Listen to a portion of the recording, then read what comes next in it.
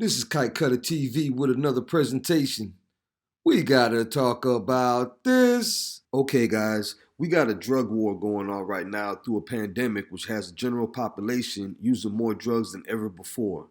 Some people are stricken with anxiety, feeling hopeless because of isolation, economic uncertainty, and other daily problems exacerbated because of the coronavirus. The Mexican cartels are taking full advantage of these trying times, with border security being at an all-time high priority, not only for illegal aliens that might have COVID bringing it over, but also for these illegal Mexican drug cartels bringing drugs across the border.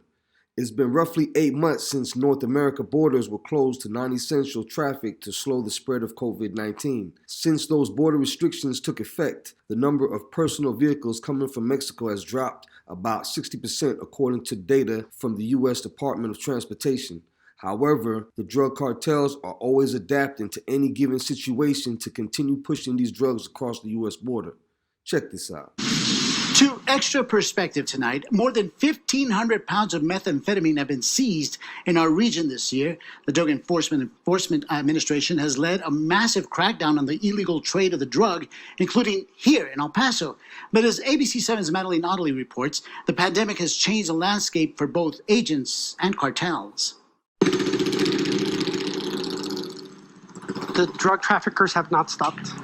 They're going to continue to do business. They just take more chances now. It's been about 8 months since North American borders were closed to non-essential traffic to slow the spread of COVID-19.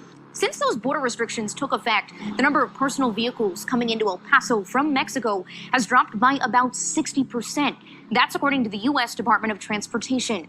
But the DEA's acting administrator, Timothy Shea, tells me cartels are adapting to keep getting drugs across.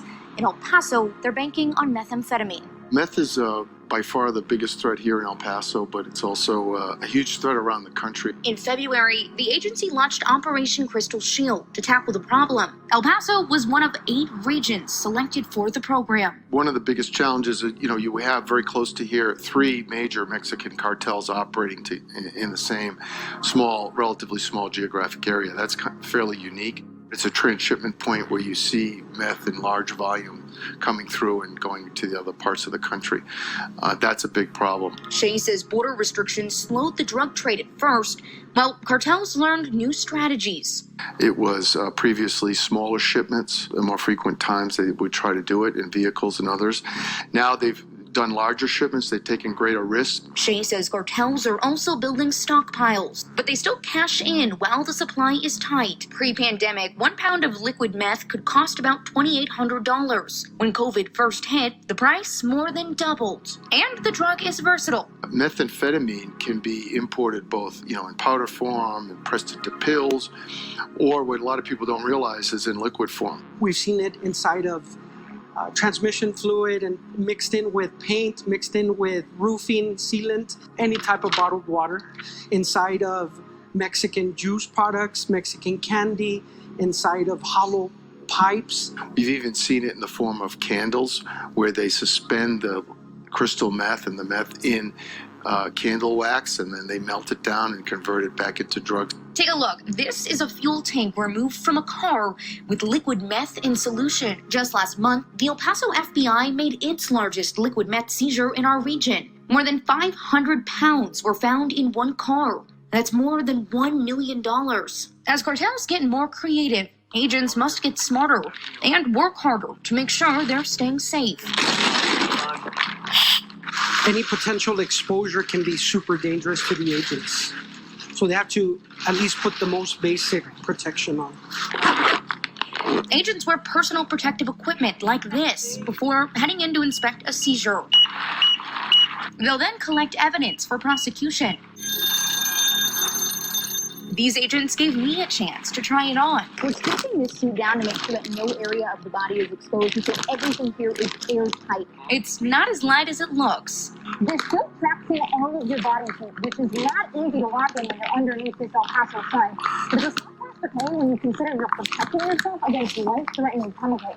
They have to be prepared to, in the event of an agent succumbing to something, whether it's physical or a chemical, they have to be able to pull the agent out, decontaminate the agent prior to transporting to medical facility because they can't contaminate the ambulance, they can't contaminate the hospital.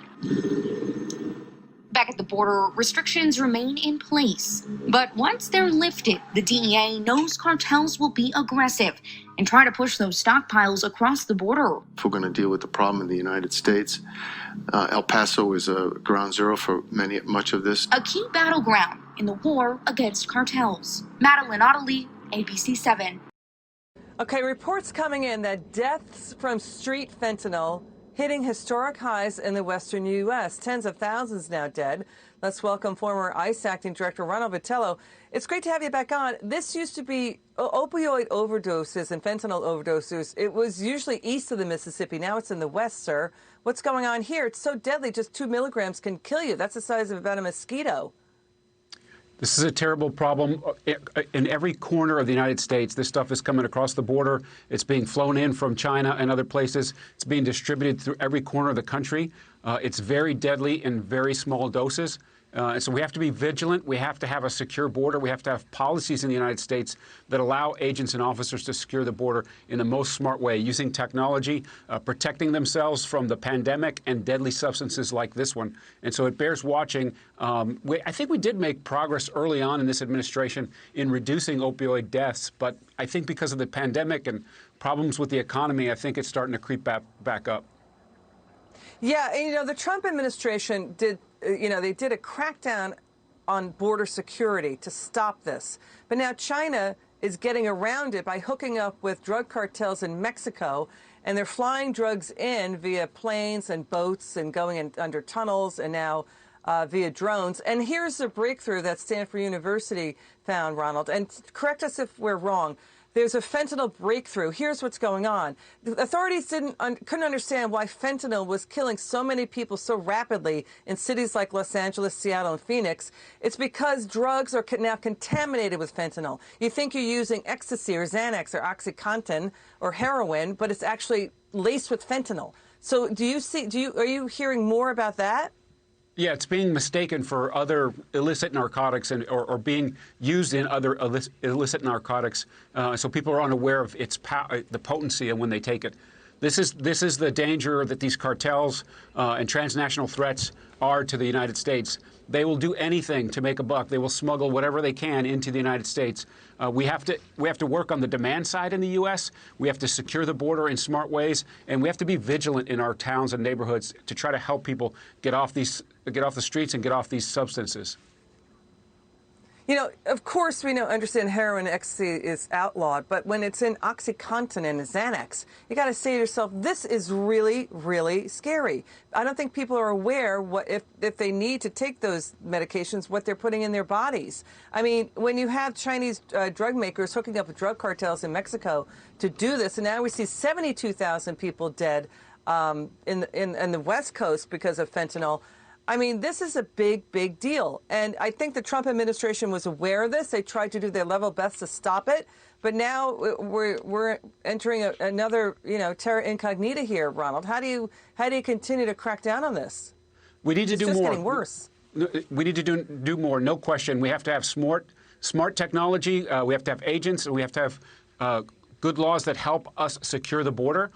We have to have an ability to review shipments that are coming into the United States from places like China. We have to work diligently with Mexico to investigate the connection between these cartels and cartels in China and other parts of the world. And so if you put all of those things on the table and then work on the demand side, right, get people help and treatment where they need it, those could lead to better outcomes. But we definitely need to focus on this particular deadly drug. This thing is deadly in very small doses.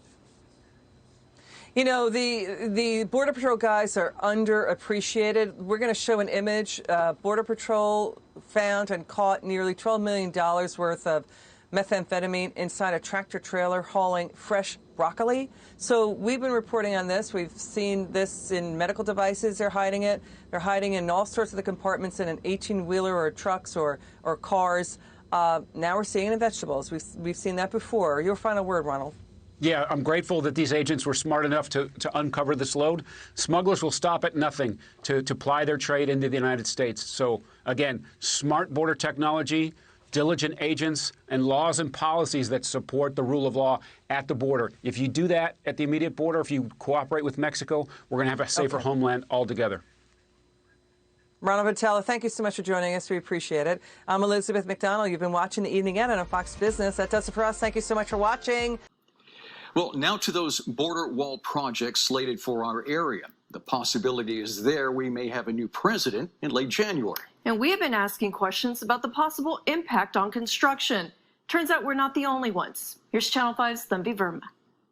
Tina Lopez owns this land in Los Ebanos and shares it with her kids and grandkids. I was born here. My parents were here. My grandparents. Her backyard has become a path for immigrants trying to come into the country, and she says it's been happening more and more. This is where Lopez says groups of 5 to 6 immigrants cross over into her home, damaging her fence. They've had to build twice already. Then they walk over this way and hide around her house or underneath her deck. When government surveyors came to her property, asking if they could take parts of her backyard for the building of the border wall, she hoped it would stop strangers from coming near her home. But my children live here, my grandchildren are here, and I fear for their safety in the future. That uncertainty is why the Texas Civil Rights Project sent out 10,000 postcards to homes along the border to explain to residents what their options are. Ricky Garza is a civil rights project attorney. He says in the RGV, the Trump administration has sued hundreds of people who have refused to sign away their land. Many people are going through these hearings without lawyers. Many people are not being able to show up to court. And a lot of these cases end in defaults. Garza says most don't know the specific legalities of the border wall, leaving them confused about why construction is still happening when they haven't signed away their land. The wall can be built even before the case is finished. So there are like 100 plus of these cases that are active right now. They're in the courts. At the same time, we know that construction is moving forward. Unless the Biden administration cancels the contracts that they've already signed for the border wall, they'll still go through. But for people like Tina Lopez, this isn't about politics or court. This is about family. The memories of me growing up, for them to disappear. Whether you're for the wall or not, it doesn't matter. If you have any questions, you can contact the Texas Civil Rights Project to find out what could be happening next for you. Their phone number is 956-787-8171. In Los Ebanos, Tanvi Verma, Channel 5 News at 10. Thanks for watching. Like, share, and subscribe. Till next time, God bless. Peace.